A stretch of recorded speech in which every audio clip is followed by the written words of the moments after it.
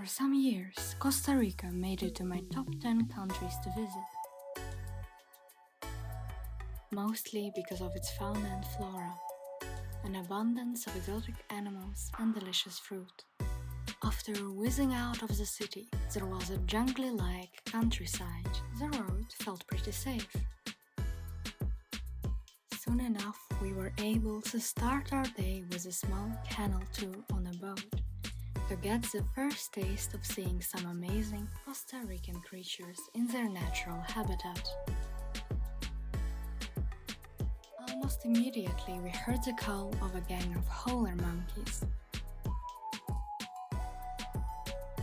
Searching for a sloth, you have to train your eye for that one. But once you get used to spotting the camouflaged balls of fur gripped tightly to densely packed tree branches, you become a pro. About the sloth, there is a belief for them to be lazy.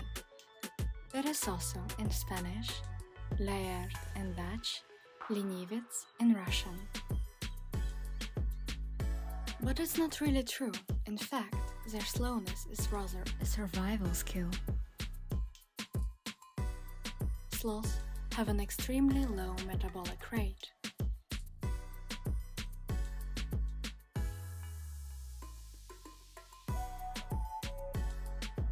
Iguanas, lizards, and different types of birds were here in abundance.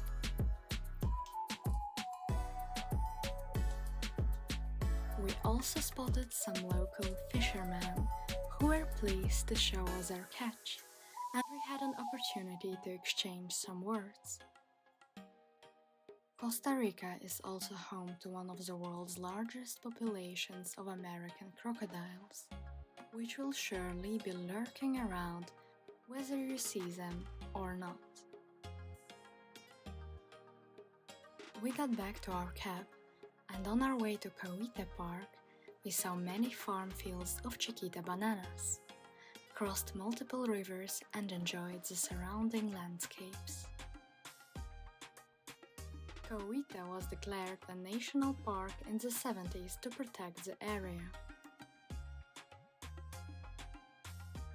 We were greeted by a blue morpho butterfly.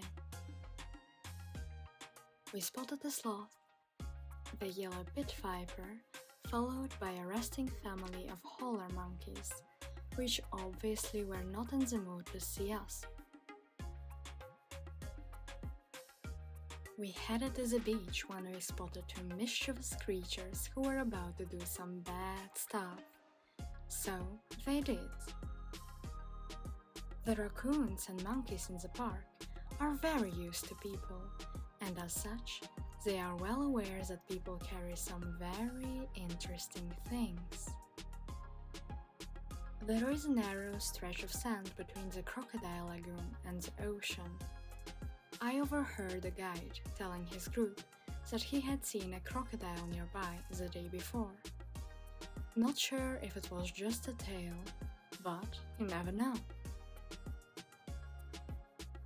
We spotted white-nosed coatimandi, or coati, known locally as pisote, who is also a raccoon.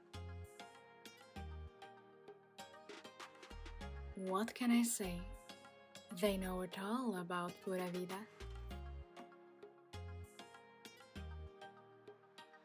Finally, we encountered white-faced monkeys. These cheeky little guys are not really afraid to approach you to steal your food or anything else for that matter. The locals call them tremendillo, which means troublemaker.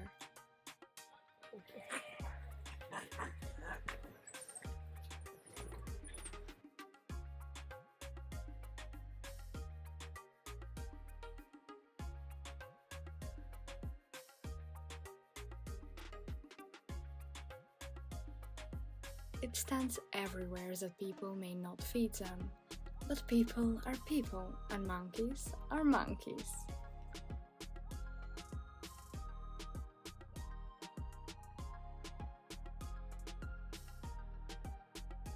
I can't help myself to chase another blue morpho butterfly,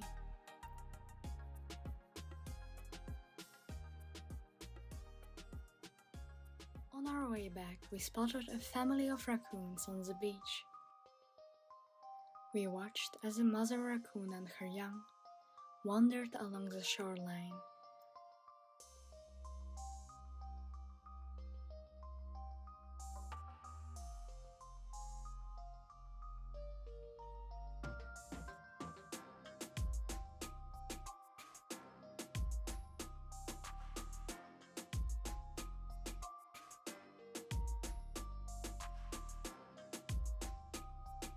It was lovely to get so close to these animals.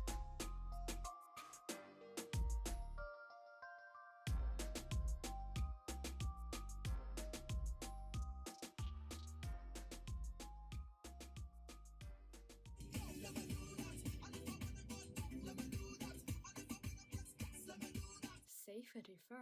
I'll never make you do